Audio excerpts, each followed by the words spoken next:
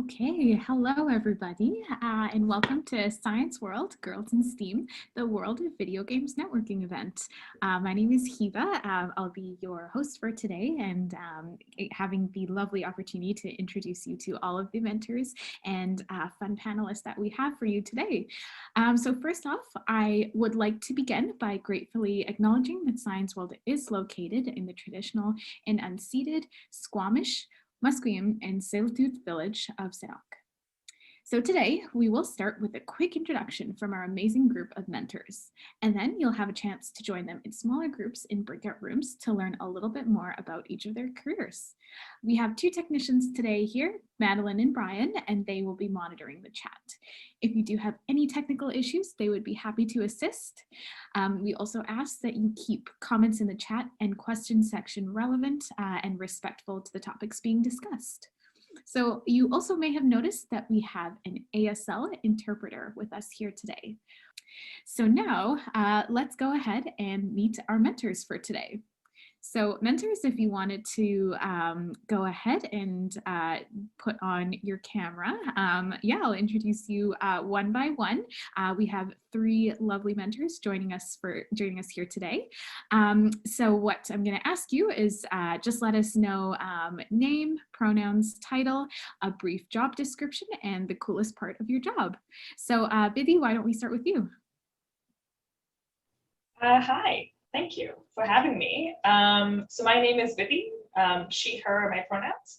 I'm a game and UX or user experience designer, and I work at a studio in Vancouver called Blackbird Interactive. I've had the pleasure of working on some pretty interesting names. Actually, someone mentioned Minecraft here before, and I just finished last year wrapping up Minecraft Earth, which was a really cool experience. And I think the best part about my job is getting to actually interact with the players. So most of the job that I have to do is behind a computer, and I work with my team, and I love my team, which is great. But I'm a user experience designer, which means we have to do user testing. And that means having to see our players interact with the product, study them, talk to them. And I think that's kind of the best part, because that's who we're making all of this stuff for. So that's me. Perfect, thank you. All right, next on my screen, I have Dani. Hi, everyone. Thank you so much for coming out today. My name is Dani. I use they, them pronouns. I'm currently a lead game designer at a mobile indie studio called Epic Story Interactive.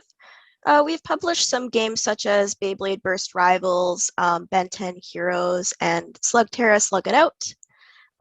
My favorite part of the job is also same as Vidi. I really love interacting with the player base. It's definitely one of my favorite things.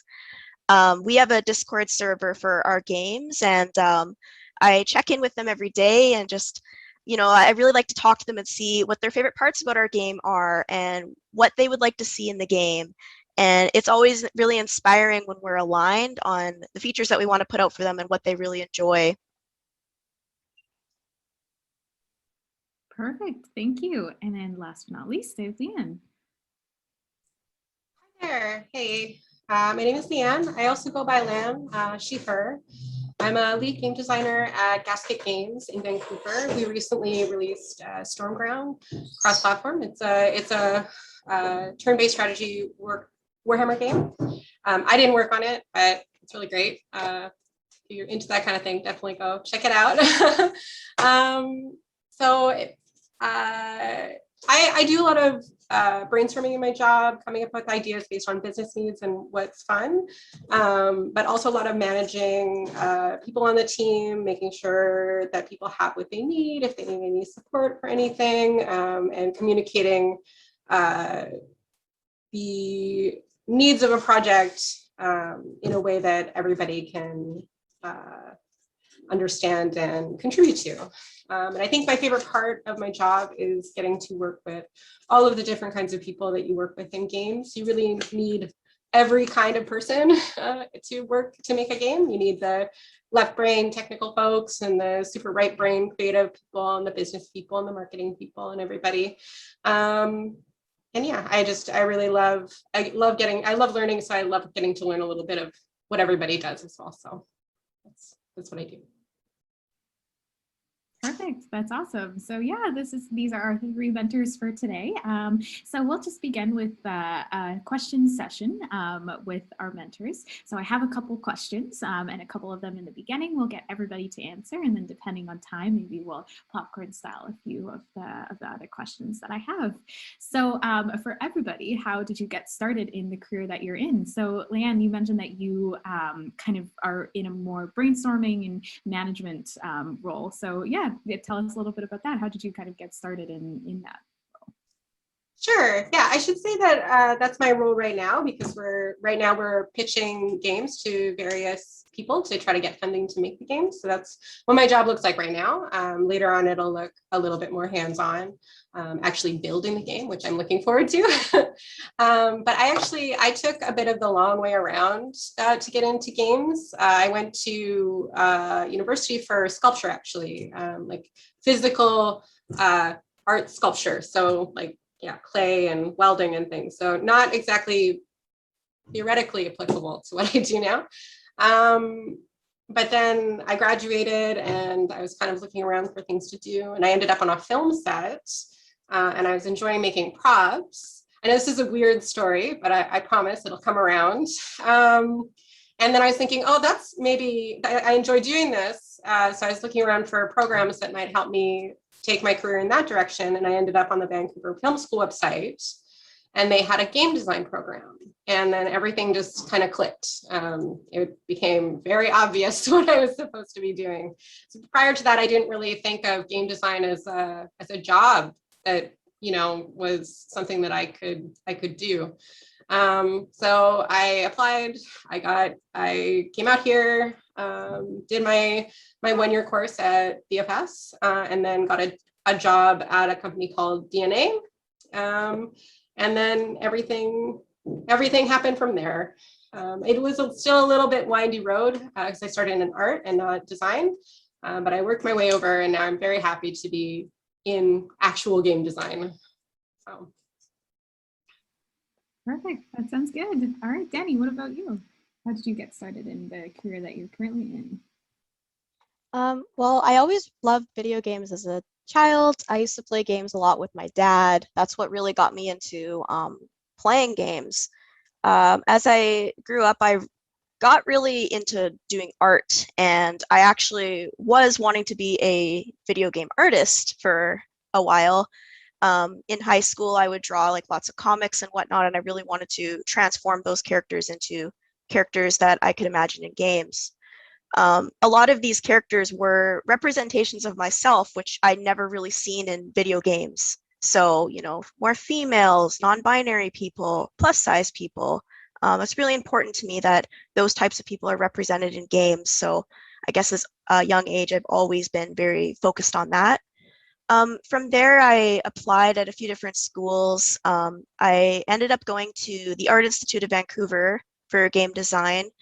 And I just really fell in love with the game design side of games and kind of pivoted away from art and moved more into actually designing games. After I graduated, I started at well, I'm still at the same company, but we've rebranded a few times. So I started, the company was called Nerdcorp, and it's an animation studio at the time, but they had a interactive department for games, and I started there actually as a quality assurance tester.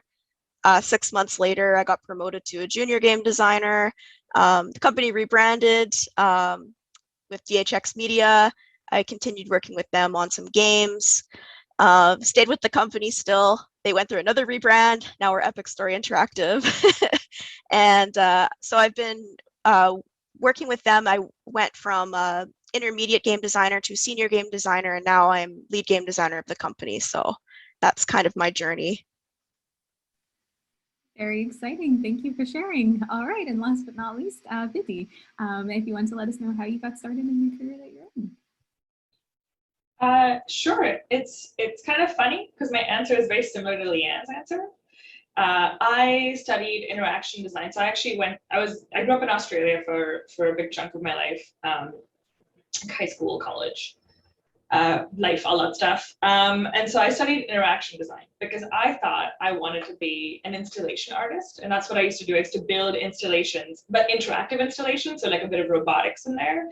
And I would actually be, I would exhibit my work in museums, similar to Science World, but like in Australia, I guess. And I was one day, this is true, I was one day working in my studio with my partner on like a robotic flower installation.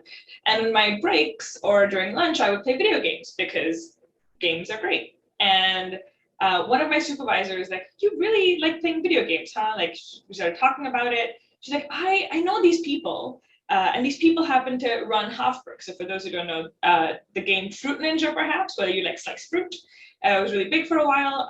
They're like my school's alumni back in Brisbane. And they used to, their offices were like down the street. Like, oh, you really like video games? Like, have you ever considered games as an opportunity? Let me introduce you to them. And then next thing you know, a few months down the line, I began working at Halfbrick and tried to do both things. And you can't, it's too hard. And your body will not like it when you try and do several jobs at once. So then I decided to go towards games. I kind of fell in love with the entire process. And through my career, I've kind of weaved in and out of game design because I keep wanting to go back to interactive media, but I keep coming back to games. So windy road that got me here. Yeah, but I think, yeah, it's very, very interesting to hear all three of your paths to where you are today. I think every journey is unique. So very, very interesting. All right, very briefly, what's your favorite part of your job or kind of the industry that you work in? I know we talked a little bit about the coolest part. If you had anything else, it would be great to share. Let's start with Dani, if you had kind of another favorite part of your industry or job that you work in. Yeah, absolutely. I really love working with diverse individuals. It's really what wakes me up in the morning and gets me excited to go to work, is working with a bunch of different people. And I used to be a person that was really afraid of conflict, but now that I am a lead, I encourage conflict. I want to hear different opinions from different people. I want to create things with a bunch of different people who have diverse opinions and who come from diverse backgrounds, who have awesome ideas on how to make our game better. I think that's really how we build awesome projects and teams and features for players, is we have disagreements and then we resolve them. And I come out knowing things that I had no idea of going in. And I love learning from other people and being influenced that way. Perfect. Thank you so much. Vivi, what about you? Did you have another favorite part of the job that you're currently working at or industry that you've been in? This is maybe a silly answer, but I don't have to wear formal clothes. Like I can wear a hoodie and my track pants. I kind of like streetwear sometimes. I don't know. I can wear that to work. I don't know, as you get older, life becomes pretty stressful and is quite serious all the time. And so is work. Like you're working on big titles which have a lot of money and stuff kind of writing on it. But there's always a sense of play, and I can kind of escape the idea of just being in this corporate world. I've never enjoyed that concept. I never wanted to wear a button down and a pencil skirt to work. That was never something I liked. So I feel like myself. I feel like I get to be myself every day when I go into the office, and I get to be comfortable. And then I get to create my best work because I'm not worried about any of the other outer appearances, which I think is, I didn't realize this, but a lot of my friends have very formal, like, I'm a data analyst with BC Cancer. And like they're like, you wore pants with an elastic band? And I'm like, yeah. And they're like, that's wild. And I take it for granted, but it's really nice. It's really nice to feel in my own, good in my own skin every day. So I like that about my industry. That's awesome. I really liked your answer there. I feel like that was me over the past year being on Zoom, just in sweatpants every single day, basically. All right, Leanne, what about you? What's your favorite part of the job and the industry that you're in? Sure, yeah. So I kind of touched on it already, but and I think the first time you make something come to life inside of a computer, no matter whether you're a coder and you like actually typed the thing that made it happen, it's really magical. And like what I was mentioning earlier, making games doesn't have to be, but it often is kind of a team sport. So you might have the art piece or the technical piece or the idea or a mix of those three things. And then through problem solving how you're going to do it, you get to see it evolve. And then you get to actually see it, like other people interact with it, which is just, it's really cool. It can be challenging as well, but it's rewarding. Perfect. Thank you. All right. The next question that I have here is, I'm sure kind of we heard a lot about your journeys that were kind of you to lead you to where you are now. But I'm sure kind of when you were first starting at any of the jobs that you were currently working at or in the industries, it must have been kind of a big learning experience for you. So we were wondering if you could share if you could share one thing that you wish somebody had told you when you were first starting a job or that you currently work at, or even kind of the industry that you were going into. So maybe let's start with you. What's one thing you wish someone had told you? That a job is not a career. So I don't know, I've kind of mentioned that I've meandered in and out of different roles and different industries in my career. Every time a new opportunity comes up, I always go, oh my God, does this mean I'm going to do this for the rest of my life? And the answer is you're not, and that's okay. So I always, I can get anxiety really quickly about this. I stress out very quickly, thinking that, oh, one decision is the final decision and will now define me as a person, will define my career, my life, but it doesn't. And there's a lot of room for flexibility. So a job is a job, and it doesn't mean it's what you're going to do for the rest of your life. And if you want to, you probably can. And if you want to switch, that it's actually very doable. Things are a lot more flexible than you think. So I wish I knew that, because I would have stressed out a whole lot less when I was younger about it. Perfect. Thank you. All right, Leanne, what about you? Sure. If I could go back in time and tell myself something, I would say to go for the job that I really wanted. Because I started out in the art side, and I learned so much over my years in the art side of game development. I kind of took the job that I knew I could get instead of going for what I wanted, which was design. And it was ultimately good, but it took me a long time to actually get to be doing what I really wanted to do. So I would say, and it's hard to know that about yourself until you actually are in it. But I would say just go for design. If you want to design, apply for design. Perfect. Thank you. And then finally, Dani, what's one thing you wish someone had told you when you were at the beginning of the job or career that you were starting at? I would say that it's okay to tell people you don't know all the answers. As game designers, a lot of people look to us to having all the answers to everything, and oftentimes we don't. Oftentimes we also need our time to think and talk to other people and kind of, think of all the options on the table. But when I first went into the industry, I would just give an answer that I thought would appease everybody, but it never did, and it wasn't exactly what I wanted to say. I was just doing it because, like I said earlier, I didn't like conflict at the time, and that was kind of how I coped with it, is I would just give an answer. But it's absolutely okay to tell people you don't know. It's okay to say no. It's okay to tell people you will get back to them later. It's absolutely okay to not always be right. And if you go into the industry thinking that you're always going to be right, oh boy, you're in for a pretty big awakening there, because you're going to find out quickly that that's not true. Perfect, thank you. Those are all great pieces of life advice I think that all of us can take away. All right, I just wanted to say thank you to those people who are populating questions in the chat. I think we're gonna try to tackle one of them. So Claire here asks, how many people do you have in your division? And do you get to make the game characters from sketch into 3D animations? Or do other departments do that under your creative directions? So maybe let's take the latter half of that question.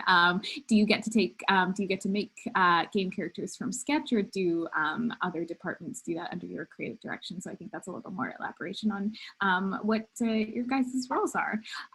So Dani, let's start with you if you want to tackle Claire's question. Yeah, for sure. I don't create the sketches. That is done under my direction, also in tandem with the licensors that we usually work with.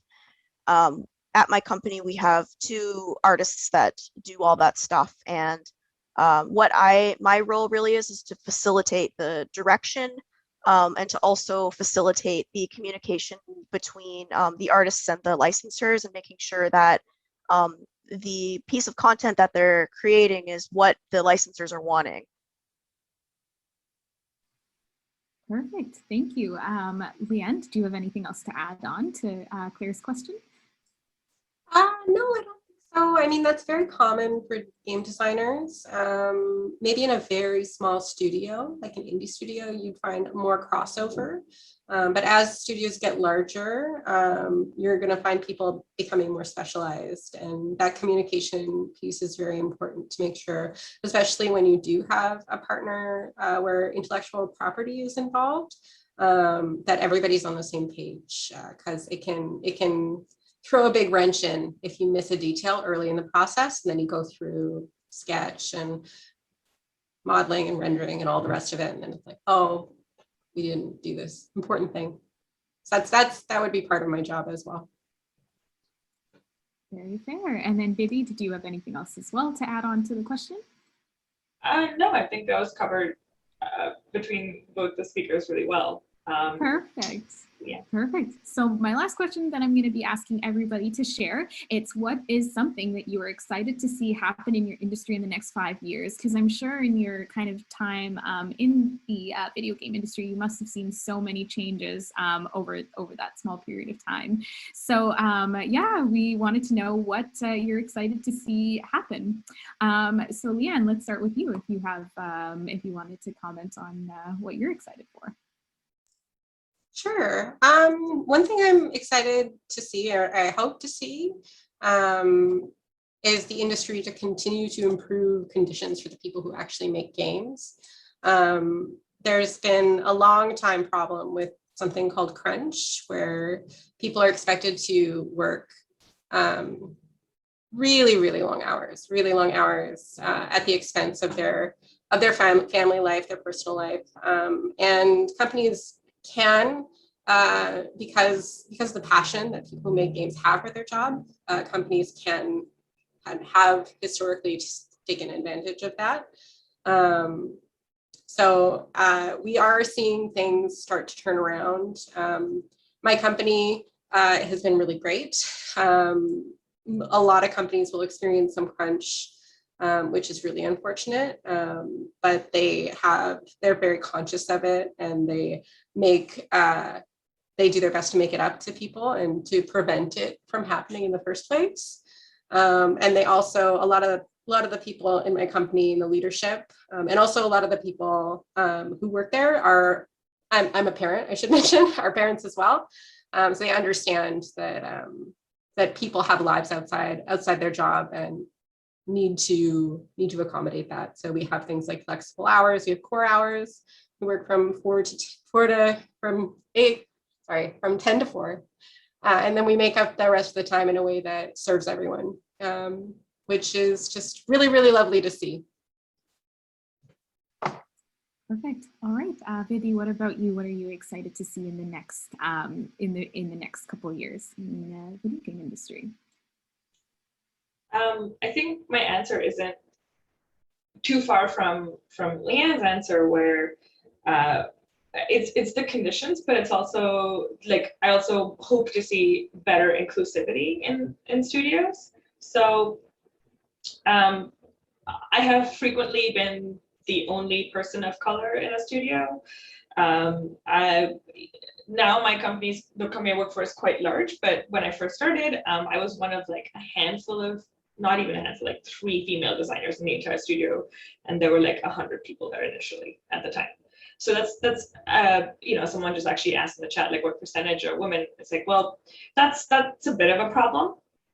But what will happen? What the problem kind of is that it's systemic, right? So we need young girls to want to get into this industry, to study, so that by the time that they're coming out of college, that there's room for them in the offices. And at the same time, you've got studios who are trying to actively improve their hiring processes, but you need enough candidates and you need more people going to school and wanting to do this career. And all these things kind of need to happen simultaneously.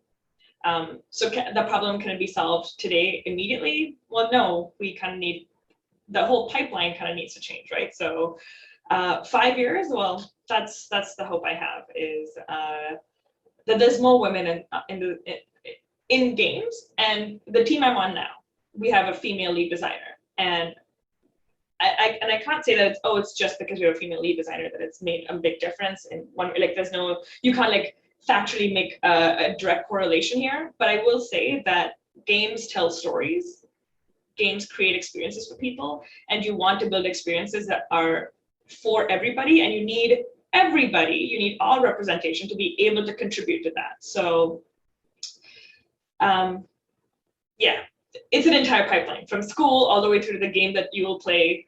That entire kind of system will hopefully change. It's a deeper answer, but I hope that's good. I don't think. No, thank you. Very thorough answer. I think it encompasses a lot of points, which are really important. And then finally, Dani, we'd love to hear your perspective as well on what you'd like to be seeing in the next 5 years. I want to say that I really loved Leanne and Vidi's answers. That's exactly how I feel. So my answer is kind of a combination of both of those put together. Yes, the conditions in the games industry are not the best. At my company, they're pretty good as well. They are very, very good about crunch. We don't ever crunch at my company. I think since I've been with the company for about 6 years, I've only done it once. And if I ever stay late, it's because I want to. It's never forced. So that's nice. I hope to see that in more games studios. But yes, for the bigger thing, and the reason why I wanted to speak in this panel today is because I want more women and more diverse individuals in this industry. I think it's so important. And I work with my bosses to hire people, and that's one of my big focuses, is hiring marginalized communities. However, it is hard to find them, and really getting more of these people into the industry starts from the beginning, like encouraging people at a young age to be interested in this passion and learn that it isn't just a like all male dominated industry, that there is a lot of very supportive women and non-binary people out there that want more of you in this industry. So that's really what I want to see in the next 5 years, is I really want to see different types of people being in here. I really want to see more people of color being represented. I want to see more women and more non-binary people like myself. And as someone had asked a question earlier about the percentage of people that are women and LGBTQ. So at my company right now, there is 4 of us we have 23 people who are LGBTQ, and there is about 8 women now, which is really good, because at one point there was only 2 of us, and at one point there was only just me. So it's definitely nice, and those hires have all been in the last year and a half at my company. So the change is happening. It just needs to continue. And while it's great that we get women and marginalized communities into the industry, we need to retain them. So that's really the next step, is making sure that these people feel comfortable, they want to stay, doing things that we can do at our companies to improve the culture, to create that sense of belonging for everybody.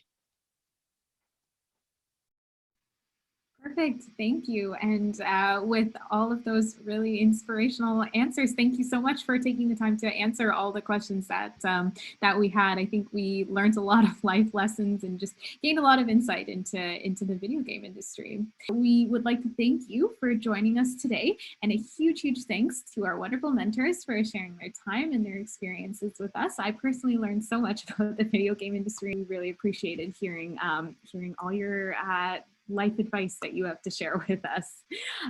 So our next Girls in STEAM panel will be happening on August 21st with a theme of secret identities, a fun look at who STEAM professionals are beyond their day jobs. If you're interested in more information about events like this in the future, please visit scienceworld.ca/today/events. Other than that, thank you so much, everybody, for joining us. This brings us to the end of our panel. So hopefully we will see you again soon at a Girls in STEAM